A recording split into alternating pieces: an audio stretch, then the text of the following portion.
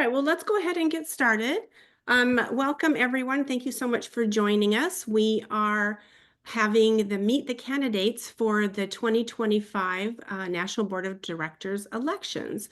So we've been going through a process to find the candidates, and we've done some interviews, the committee here, the Small But Mighty Committee, and we have narrowed it down to 3, which we think are super wonderful and capable people.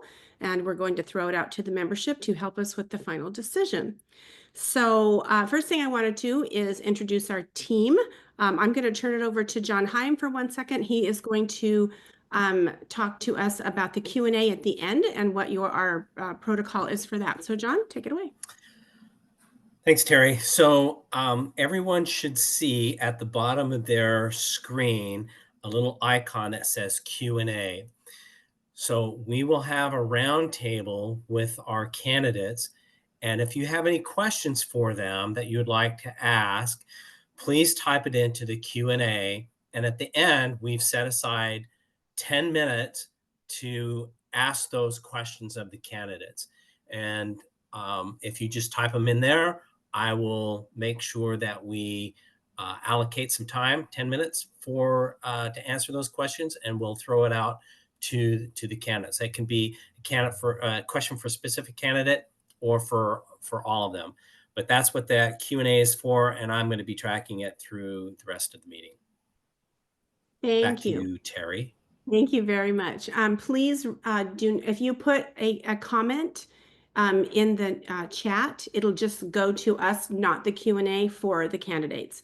So avoid using that if you can. We will monitor it, but make it easy on us and use the Q&A if you could. We are going to try to make this a hard stop, so we do have some time limits we're going to go with. If we do get to the end and we haven't reached your question through John, we'll do the best we can, but we will have to cut it off at some point. So just so you know. So the national board consists of 9, and there are 2 openings. So we have narrowed this down to 3 candidates so that we can elect 2. So there's 2 board positions opening. I'll let Frank talk about this part that everyone will get the same questions. At the conclusion of the evening, you will be getting a link to Election Buddy, and that's how you're going to vote. It's done electronically online, all anonymous. No one really, only one person sees this as they come in, as they trickle in. But it's what we've used for the last 2 years. Very, very effective and super easy for the association to use. So it's a really great little program we've used. The 2 candidates with the most votes will be offered a position on our board, and hopefully will be our next board members. So thank you for that. The candidates will be notified on the 1st, the day after the elections closed, on whether you were selected or you were voted in or not, to give you the opportunity to accept that position. The first meeting is that week. It's a non-voting meeting. It's really to introduce you to the board. It's incoming and outgoing, as well as we ratify the board. At that point, you'll be put into a little quiet room, so you can't see that we ratified the vote and we accepted it, just because that's going to be a private closed voting. And then the new 3-year term begins on January 1st. So that's how that goes. I did introduce John. I wanted to also recognize Elaine Borsett. She is our president. She is lurking in the background. She let the committee go ahead and just handle all this and has been so gracious to just go, whatever, you do what you need to do because you guys are great, which we've done, but she is back there listening as well. The only thing I want to say about the questions at the end is please make sure they're relevant. I do know we have some super eager members, and they ask questions about, the association. That's not what this meeting is. This is strictly to ask questions to our candidates. I don't know if I missed anything. I think that's all I have. Again, I'm Terry Kirsch. I am the committee chair as well as the vice president of EVA, the national board. And I think that is all I have. I'm going to go ahead and turn this over to Frank, unless you all have something else you wanted to mention that I missed. I think that's it. Sounds good. Thank you, Terry. So I'm Frank Peverly. I'm secretary of the EVA. In addition to the 3 of us and Elaine, I do also want to recognize Art Burton and Kate Kruk, who are also board members. They are participating this evening, and Those are the ones I saw when I last checked. So if there's anyone else from the board, my apologies for missing you, but I know Art and Kate is with us as well. So just I'll make a quick opening statement here, and then we'll kind of go on to the questions. And really, this opening statement is for the participants, the EVA membership that is listening today. This really is your chance to make an informed decision on who will lead our organization into the future. Voting will open, as Terry said, right after the event, and will remain open till the end of November. The election will be managed through electionbuddy.com, and your ballots will be delivered to the email that is registered on your member profile at EVA. So if for some reason you do not see an email from Election Buddy, please check your spam folder to make sure that it gets through. Also, if there are any questions or if you have any concerns, you can send an email to secretary@myeva.org. And we'll try to respond to those as quickly as possible. As Terry alluded to, we have 3 candidates. 2 of our candidates are with us right now, Elvia Thompson and Andrew Frazier. We have a 3rd candidate, Anthony Hutchison, and hopefully we can get Anthony to jump on board before the evening is over with. We have 5 questions. 1 or 2 might be hardballs. One's probably a softball, and one's in between. Ideally, we'd like to try to maybe like in total it'd be like 15 minutes. If it's just the 2 of you, you might have a little bit more time. But what I intend to do is kind of bounce between Elvia and Andrew, who goes first and who goes second. And so I'll get started here because I know that's what everyone's anxiously waiting for. And so I guess my first question is, and Real quickly, ladies, I just want everybody to know that there will be a 2-minute timer for each answer. all right. And so ladies before gentlemen, so I'll start with Elvia with the first question. Elvia, how would you propose to enhance, grow, and strengthen the membership of the EVA during your term? And you're on mute right now, so just so you know.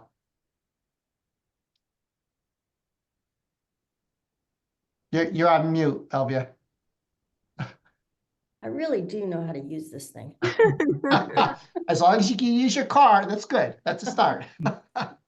So I propose to grow the organization through more public outreach, through not only large events, but smaller events, to encourage the chapters to get together with local folks and talk to them one-on-one, whether it's a big National Drive Electric Week event with, you know, dozens and dozens of cars, or a small event at a farmer's market or a library, so that they can, you know, really answer questions one-on-one. Because I think the best salespeople for driving electric, regardless of what kind of car or truck you're interested in, the best salespeople are us. So I think that that's a very important part. I also think that it's very important for us to take positions on policy, and that'll probably be even more important in the next 4 years, because it's not going to be, it looks like it's not going to be an EV-friendly administration. So we need to not worry about that and continue to put our message out there. So I firmly believe that people are going to continue to purchase and lease EVs because they see the value in it for themselves financially and also for the environment. I got into this because I was concerned. I got into driving electric because I was concerned about the effect of tailpipe emissions on climate change. And I do believe that people are seeing that, regardless of what the administration may say. So those are my thoughts on that. So we need to be agile in terms of local and federal legislation that may be coming out and regulations. And we also need to go directly to the public. Right. 2 minutes, Right. right, Dane? Yeah, that's All right. I was gonna say, like right at 2 minutes. Are you keeping track too, Frank? I'm gonna let you keep track, Terry. I know I have a job. Yay. Yeah, I very used to good. do Well, radio, so I have the clock. in You front. know the timing. Yep. You're like spot on, girl. So Andrew, same question, Okay. what would you do to enhance, grow and strengthen EVA membership during your term? Well, I have to say I agree with everything Alvia said. Ditto, right? Yeah. Just say ditto. But the website and outreach through that, maybe some work on the website and search engine optimization, um, providing tools. One of the things that the Electric Vehicle Association of DC does is our sheet that we do that compares all the models.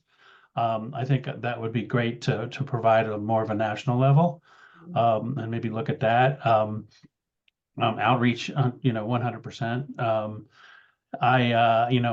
One of the things that I did on a local level was work on getting a charging the ability to charge in the public right of way in Montgomery County, Maryland. I wanted to get an EV. I got an EV. I have a sidewalk. I don't have a driveway. I don't have a garage. I live on a hill. So it was a challenge. And I went through went through the county bureaucracy to try to make it happen. And that didn't work.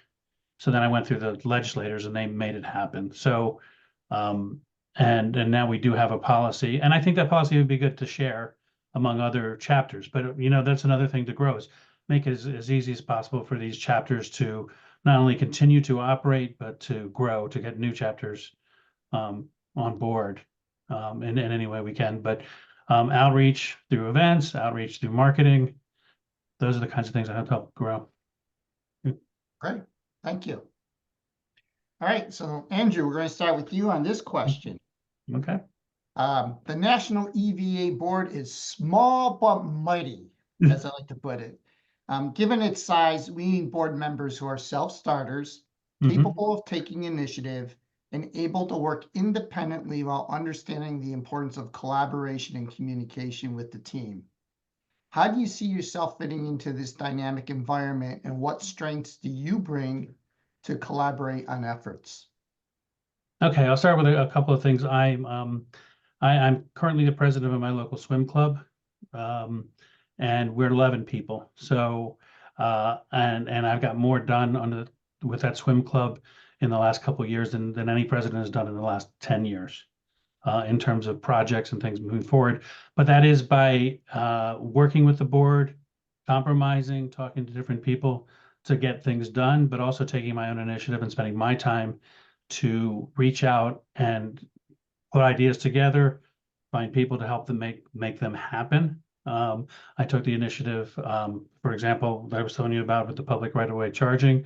I'm also immediate past chair, which I'm finishing out my term at the end of December, which is perfect timing of the Greater Bethesda Chamber of Commerce. So I'm really involved in the business community as well. So I've served on many nonprofit boards over many years, and I know what it's like to work on a nonprofit board. And I know that you do have to take initiative and get going, and that you need to follow up. One of the things that you have to do, and I don't know how much time I have here, but is when you're done with that meeting, that you have your to-do lists, and the next meeting you follow up with not only approving the meeting minutes, but how did we do? Who got assigned what? What was the progress? Those are the kinds of things that I would like to contribute. Great, thank you. And Alvia, same question, sort of, what would you do to, work on collaboration in our dynamic environment and, being a self-starter and taking initiative? Well, my problem is staying out of things, not That's a good problem. Yeah. So I ran an environmental nonprofit in the Annapolis area for about 16 years. And in order to make any impact on the environment, you've got to have people who work in all sorts of different niche parts of the problem. And so the nonprofit Annapolis Green was very much a collaborative effort, not only in the projects that we took on, but also in fundraising. So I started this fundraising effort called Green Give, which previously had been just for one nonprofit. The first year they raised a bunch of money. And so when that was over, I went to the person who was running that and I said, look, why don't we make this a fundraiser for all of us? Because here where most of us are boaters, and a rising tide raises all boats. So now there are something like 14 organizations involved, and they raise money together and do projects together. And it's kind of like mini United Way of environmental nonprofits. So collaboration is absolutely key to that. So I have no problem with that. I think the gist of your question was, are you a self-starter? Do you have any problem jumping in when there's something to be done? Not at all. I have a problem staying out of the water. Mm. Because, and Andy knows me, I think he'll, I agree with that 100%. LD is great. You join the Andy Swim Club and swim with them. I've been to many Annapolis Green events, so Yeah. I know it well. Yeah, it's just that when there's something that needs to be done, either you stand on the sidelines and gripe about why it hasn't been done, or you get in there and do it. Yeah. So. Great, thank you. Sylvia, I'm going to start with you on this one. And actually this question, I think we pulled the thread a little bit on a comment you made on your first question. And that's to the changing political environment we're facing. Given the evolving political landscape in Washington, how can we contribute to advance the mission of EVA, regardless of individual political beliefs? I think the short answer to that is we tell the truth. We make a case for what is true. That one, if you look at it from a financial point of view, it's cheaper to drive electric in the long run. If you look at it from a climate view, it's going to help us get to where we need to be. And third, it's enjoyment. Driving electric is enjoyment for people. People have often said, particularly Ron Kaltenbaugh, who's the president of EVADC, that you have to meet people where they are. So if you see that their interest is in money, and they're, holding back because they don't want to spend $50,000 on a car, then you explain that in the long run, it's going to cost you less to operate that vehicle. If their interest is climate, or you can even break that down in terms of healthy air for their kids or their grandkids, then you'll present the facts that way. But I think the most important thing we can do in this coming political climate is to just be truthful, and explain our experience with driving electric, that it's not weird, it's not woke, it just is, it makes sense. Right. And Right. I give back my time to the gentleman from Bethesda. Andrew, same question. Do I need to repeat it, or do you have it? No, it's good. I think Okay. now it's more important than ever, given the kind of political situation. And I think it's incredibly important is education, is getting the outreach and getting the education out there. And that not only means that an EV is right for everyone. I mean, I think one of the worst things that we can do is encourage someone to get into an EV where their situation doesn't work for them, because then it gets a backlash. And I've seen it on social media and real stuff with, like, in different groups I'm involved in, on like Facebook groups, where you can see someone bought a new Honda Prologue. It didn't work for them. They're already getting rid of it. They're getting rid of it. But I think the salespeople out there and us as educating people need to say, hey, if you have two cars, right, then you can have one of them can be an EV. If you're really worried about range, you have range anxiety or anything along those lines. But I think the best thing is education, getting them into, we want them all to be in EVs, but that's not currently perfect for everyone yet. I know that doesn't sound great for this group, but the worst thing we can do is put someone into an EV that's going to be upset because it wasn't right for them, right? But I think the outreach, education, reaching out to the dealerships, but right now we can't do too much on the political level. Trump's going to just make this impossible. So what we have to do is educate people to say they're fun, there's low maintenance, they're great for the environment, all the benefits that we have as that EVs have. Great, thank you. Yeah. All right, so I'm going to give you both a softball question before we go into the real hard one. So Andrew, what do you drive? What is your vehicle? Hyundai Ioniq 5. Very good. All right, and Elvia? Same thing. Oh, wow. Good. Get that. Yeah. Okay. It's a great platform. Mine's white. What Mine's color? gray. Okay. or silver, or whatever you want to call it. The There's a metallic. little pattern I see going on here. Yeah, I didn't pick up on that when we were doing the interviews. I mean, I lease my cars and, it was the best lease deal. I mean, There's some great deals out there. It's I amazing. have 2 years of free, Electrify America charging. Wow. I have Mhm. 1 year left on that, which is great. So the final question, and really it's not all that hard. Elvia, what do you want the EVA membership to know about you that we haven't yet discussed? Oh, okay, well, I don't have some of the technical knowledge that a lot of the EV drivers do, that they can talk watts and volts and all that stuff. I don't have that. What I have is the passion for this because of the climate change piece. So what Andrew said about it may not be for everybody. Okay, I'll go with that. I used to get very upset with people who got a hybrid instead of a, pure electric. But I get it. Sometimes you have to ease people into it. So I think you have to be patient and kind of understanding. I don't know that I'm particularly known for that, but but I'm trying. And I think it's something like this where this is really, the organization is really an education organization, whether it's educating the public or educating the legislatures. I mean, that's really kind of the mission. I think that that's very important. Again, meeting people where they are. So that's what I would work on. I guess another thing about me is that I'm very interested in the policy aspects, policy and legislation. So I'm not sure that came out in the previous questions. Okay, great. Andrew, yourself? So, my mother's from Ecuador. I've been going to the Avanza events here that are in low-income communities, and been working on brushing up my Spanish and learning EV terms in Spanish, which has been fun. It's been interesting, and you use the words to kind of try to explain things, but it's really interesting just watching people's eyes open. I'm a very social person.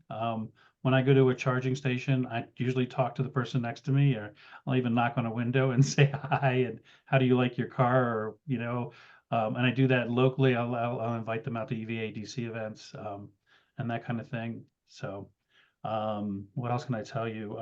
Been pretty active in my local community. All right, great. Yeah. So I know we have some questions and some Q&A coming from our audience this evening. So I am going to hand it back to John, who will answer or present some of the questions from our participants. Yeah, John? I don't intend to answer any of them, but I Right. do. I am going to ask these of the panelists. I have 3 questions right now. Wait, do I have 4 questions? Now I have 4 questions. I think there's one I in the do chat. want to too, say who one might be thing though, fine. real quick, and that is my wife also drives a Hyundai Ioniq 5. It's a great car. Okay, so I'm going to keep an eye on the questions as they come in. Right now, I have 4. I'm going to ask the first one, and Terry, if you could help me keep an eye on the time, because we want to limit this to about 2 minutes, and we do have a hard stop at the top of the hour.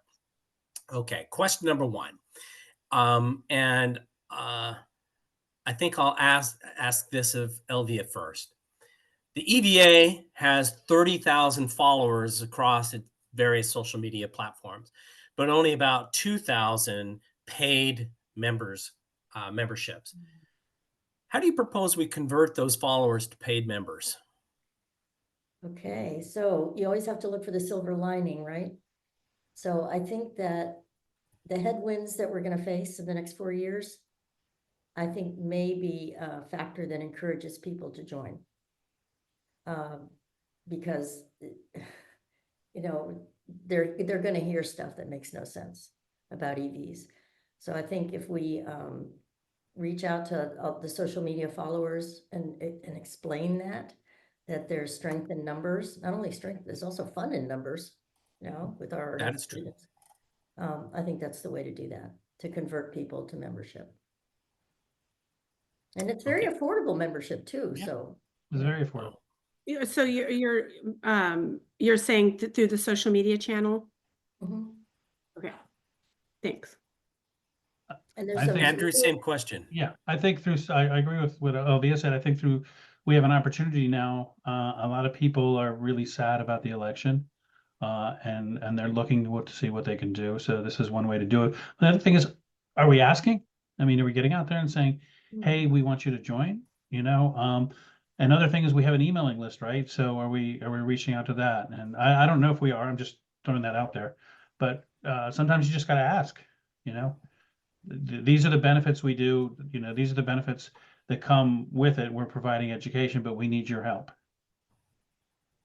We need Thank your you. experience. by joining. Sorry, I should say. I do know the answers to your questions, but we're going to leave that. You know, we're going That's to not not about us, go right? down that rabbit hole No, right John now. and I are chomping at the bit, wanting to say, this is why. But that's not, we're Okay. not here for that. So I hear you. That's funny. All right, next question, and we'll start with Andrew. How could you approach educating auto dealerships and their service departments about EVs? When they say service, you mean sales departments or service departments? The question is educating dealerships and their service department. So I think it was Sharon who asked this question. If you want to type in a clarification, that's great. But I think she means the sales and the service. Okay. Well, for the service, tell them to stop saying that they changed your oil. For the sales department, I've actually done it. I've done training to a lot of our local deals, several different locations of a local dealership. And what I find is that a lot of usually you have one sales guy that knows a decent amount, not that much, but the other salespeople have a lot to learn. It is a challenge, I can tell you 100%, because I've been in the rooms teaching these guys, and they are so into the sales part, and if someone comes into the showroom that they were doing, they have to leave, right? So it's hard. So I think we need to get them out. We need to get them. Well, it'd be nice to get the salespeople to come out to Drive Electric Week and to things like that. And I've actually done that and gotten some dealerships to bring their cars out to events. But I think if we're going to provide training, we're going to provide repetitive training in short bits and easy ways to understand in segments. So, and I think in order to do that, we have to reach out to and I've already reached out to on the local level here to the Washington Area New Auto Dealers Association about getting involved and getting to know the owners and the managers and presidents of these dealerships. But we need to get to those people because they're the decision makers. Thank you. Elvia, same question? Yeah, I mean, I agree completely. In the events that I put together over the past 12 years or so, we always invited the dealers to come. We got some traction, but not a lot. We would invite, let's say, 5 dealerships to come, and we'd get 1 or 2. Often, however, they did provide us with sponsorship money to help put the show on. So, but my experience has been the same, that I mean, we've all had this experience where we know more about EVs than the people trying to sell them. Yeah. Quite often. So I think the way to help with that, as Andrew said, is to work collaboratively with them, and try to understand their point of view from the service part, because most dealerships make their money, you know, repairing cars, and there's pretty much like no maintenance on the EVs. So we have to get past that hurdle, and maybe educate ourselves as to what incentives do the car makers give their dealers to sell EVs. Is it none? If it's none, then on a national level, we need to work with the manufacturers on that. So I think those are questions that we need to address, not only from the national point of view, but also locally. Can I jump in real quick? Sure. One of the things we need to do is not only support the person it's the training and getting someone to buy an EV, but once they've purchased that EV, is to provide support. And I think that's where we can really provide support.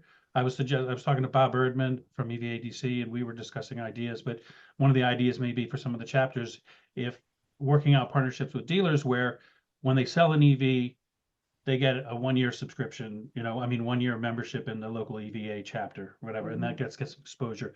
And then they can come out to the events where they can learn, like EVADC has Ask an EV Owner. They can be invited with that, and they can be given that. And maybe in exchange for that, the dealer can do some sponsorship of the local chapter. Okay, thanks for that. All right. Next question, and I think I'll start this with Andrew. What do you see as the biggest strengths and weakness of the EVA? Oh, great.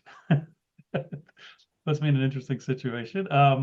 I think it's a good website. It's a good group of people. I can't say that I know it that well myself. I got to be honest.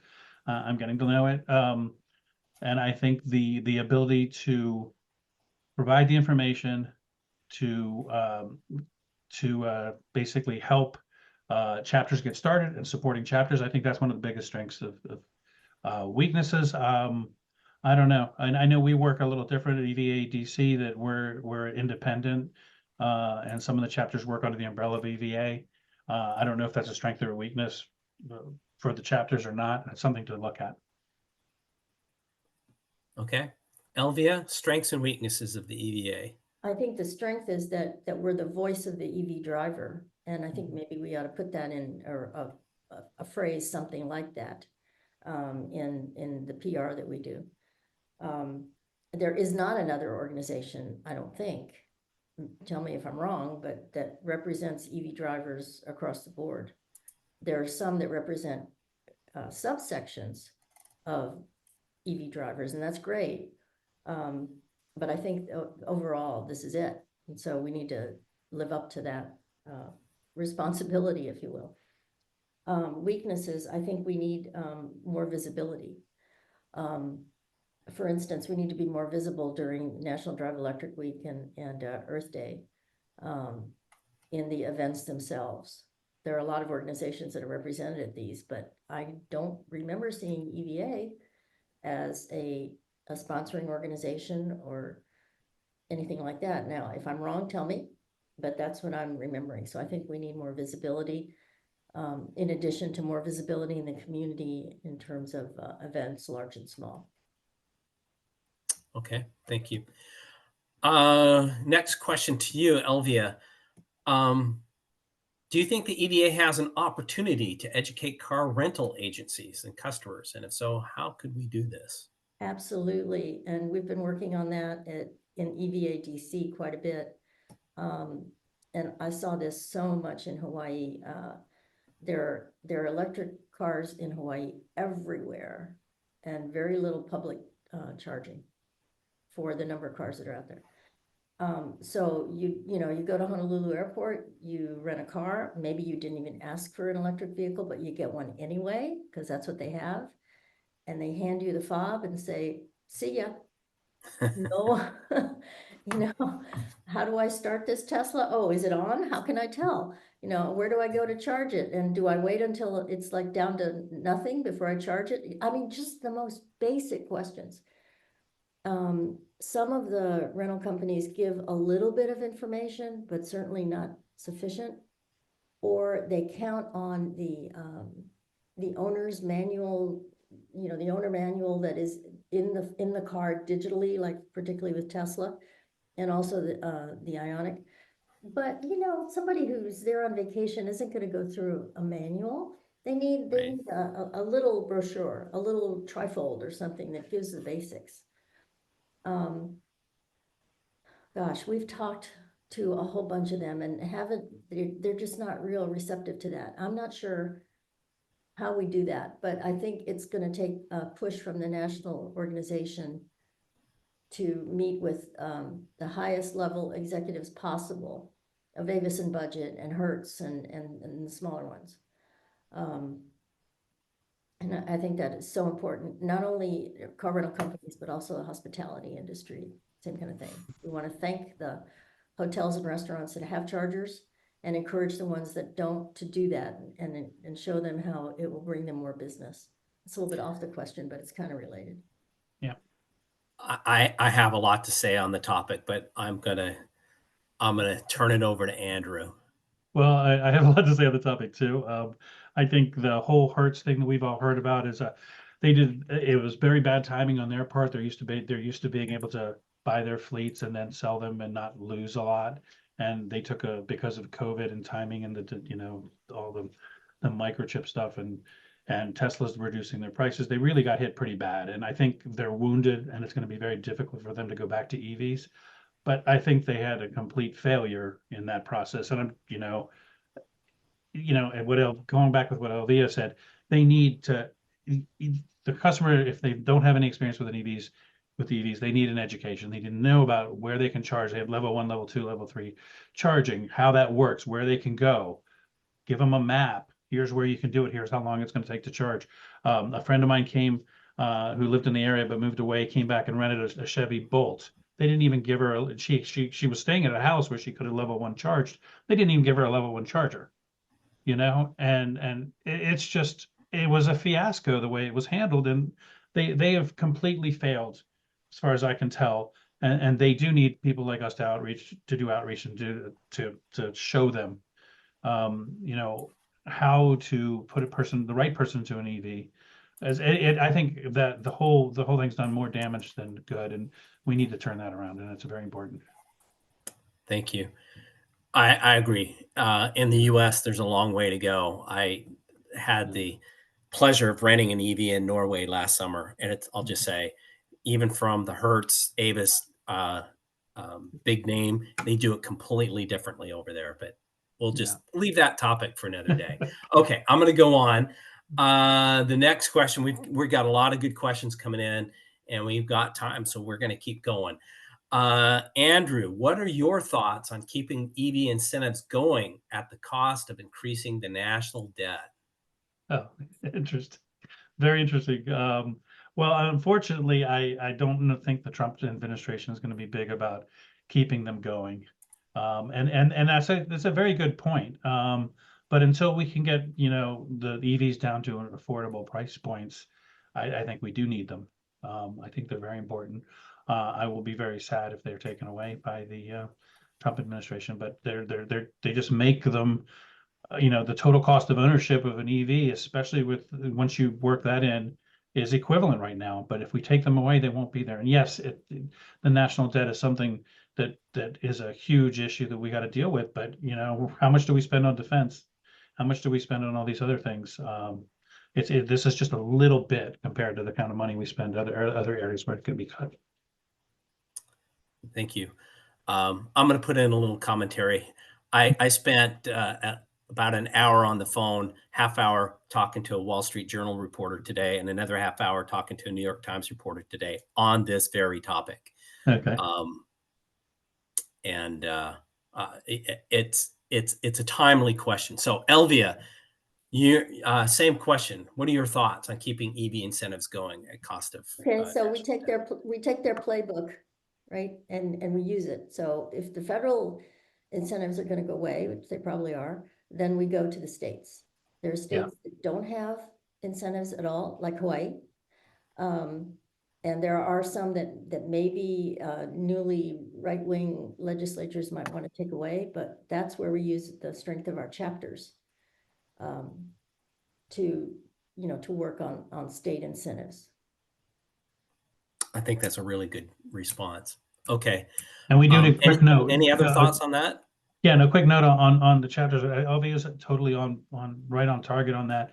But I think we need to help provide, lobbying is a whole different game, and that's going to be something that maybe we can help the chapters with how to do that. And Elvia and I have both been involved in Maryland on some of that. My brother's actually a state legislator, and he's actually been a big champion of the Maryland $3,000 EV tax rebate. So. I look forward to talking to you more on the topic. And can I just say also? Sure. I believe EVA is 501c3. If we have a 501c4, then we could be, the gates are open for us to openly lobby on these positions. I have more to say on that topic, but this is not the right forum for it. Okay. So we can we can Yeah.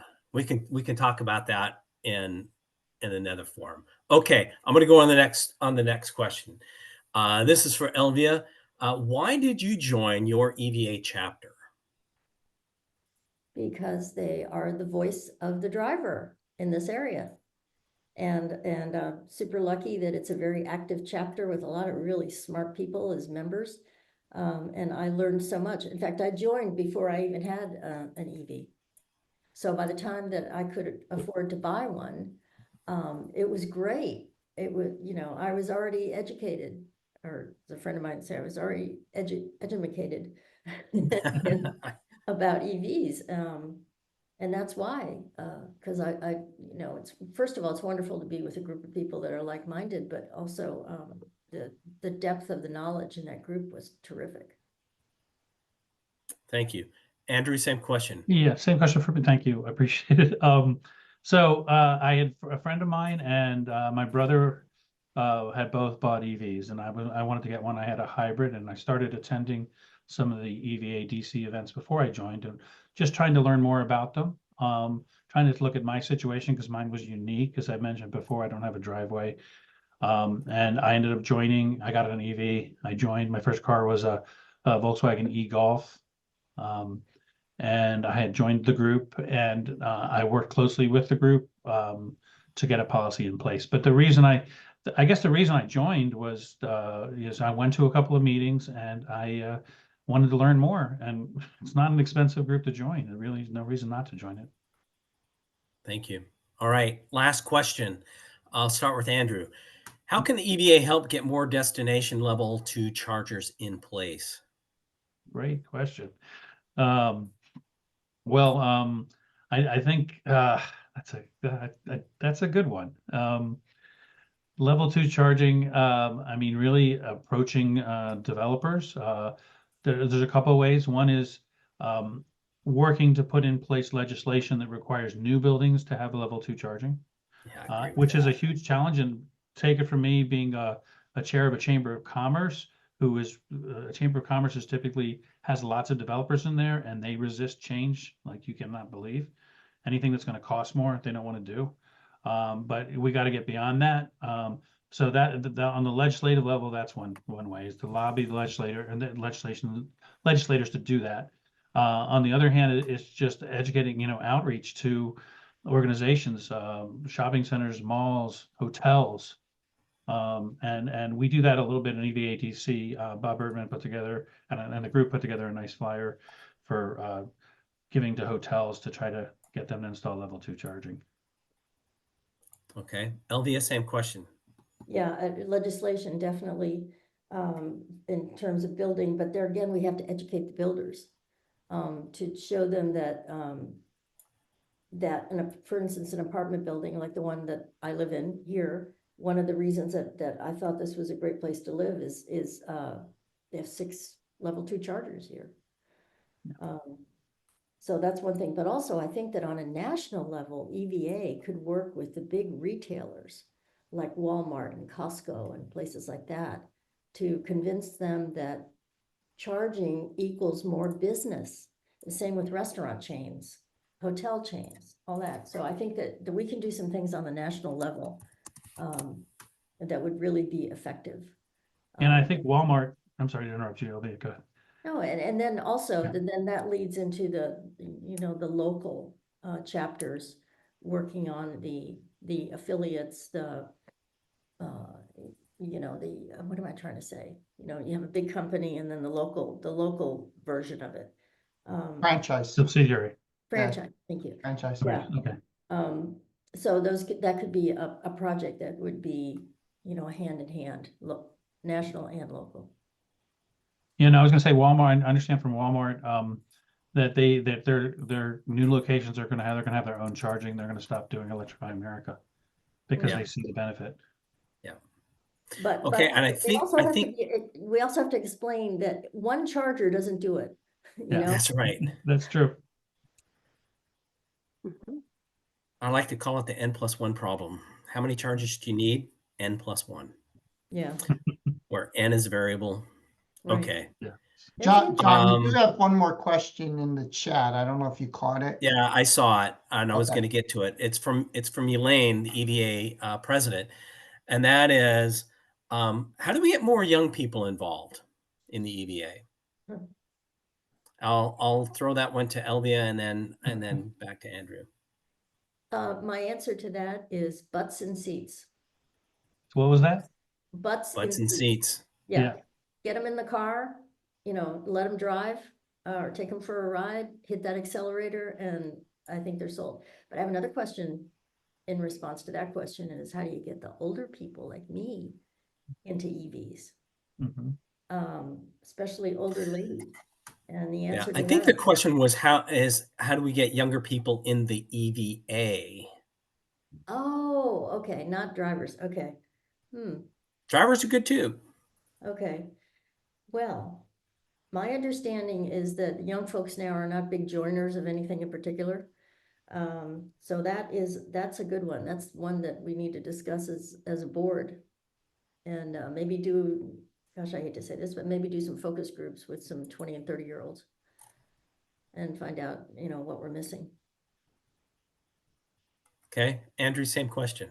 Yeah, I agree with butts and seats can help. But I think marketing and social media, I mean, the young people are on social media, they're on TikTok, they're on Instagram, they're doing this kind of thing all the time. And I think we got to get some of the videos out on TikTok, on YouTube, on Instagram.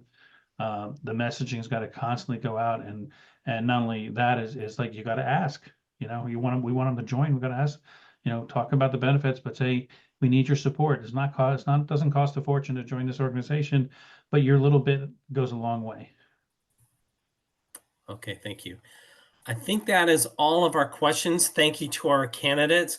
I'm not sure what happened to our third candidate, He's there. but I think John, Anthony, he's on right now. Mhm. oh, okay. he was stuck in a, hi, Anthony.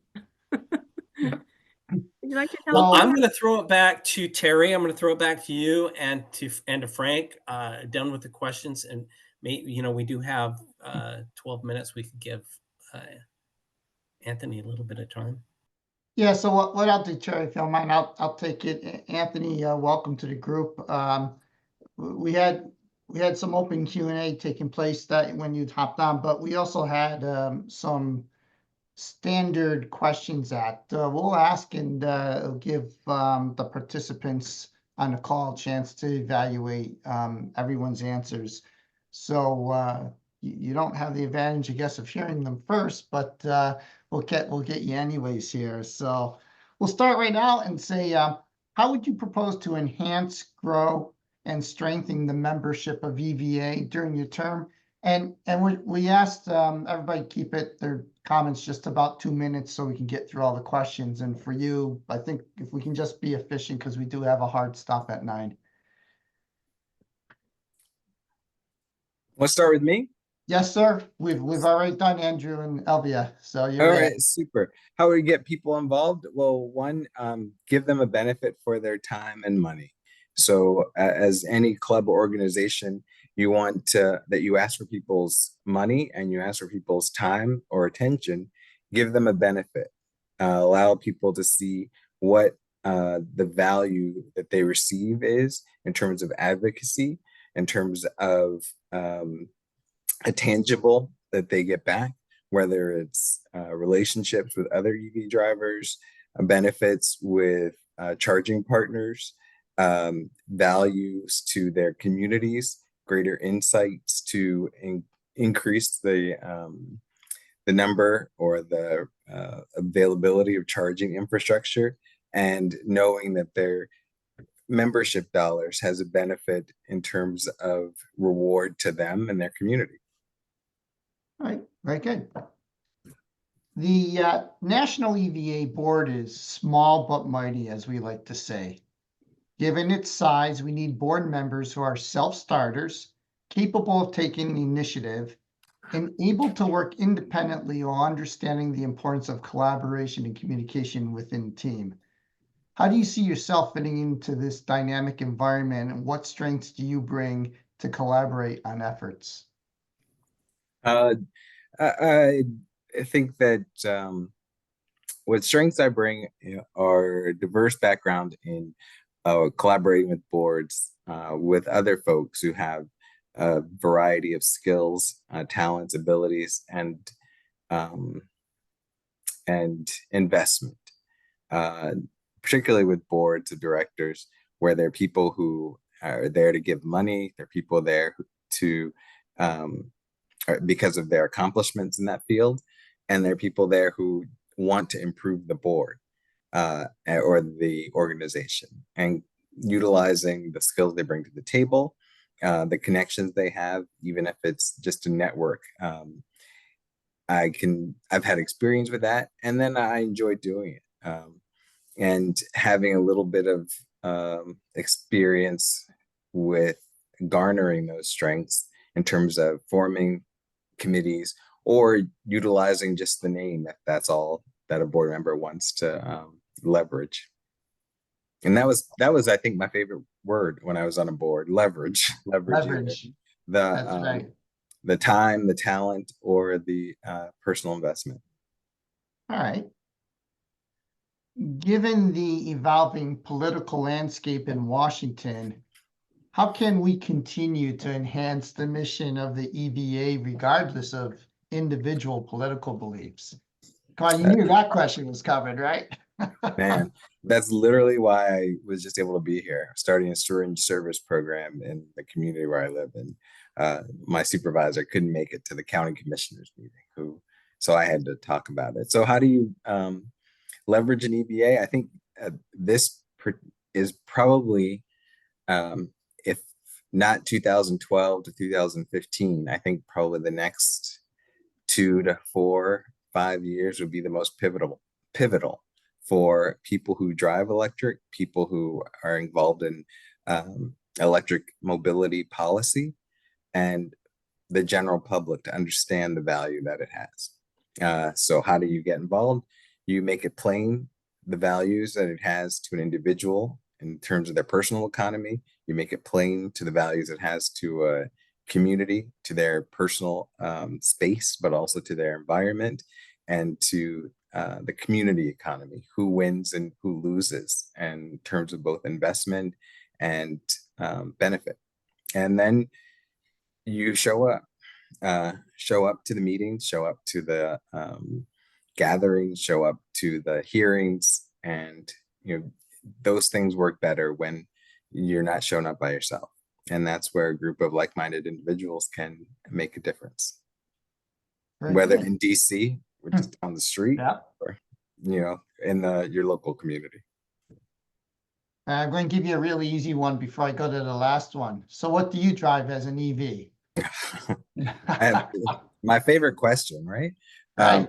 Drive my second Genesis GV60. I like the first one so much I bought a second one, but I also have a Hyundai Ioniq 6. Oh, 3 Ionics. Oh. Yeah. Oh, I knew I liked some of these people. You could tell right away. All right, and finally, this is our last question here. We have a few minutes left here, obviously. What do you want the EVA membership to know about you that we may not have discussed?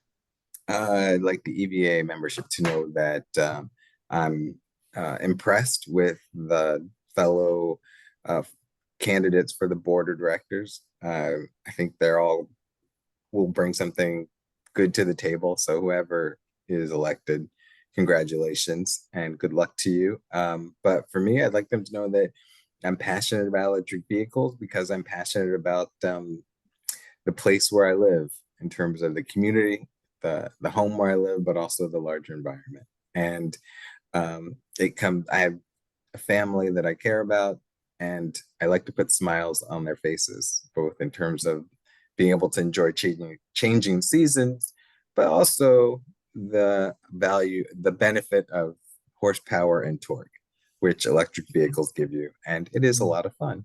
It is. Good. Terry, I'll hand it back to you to close.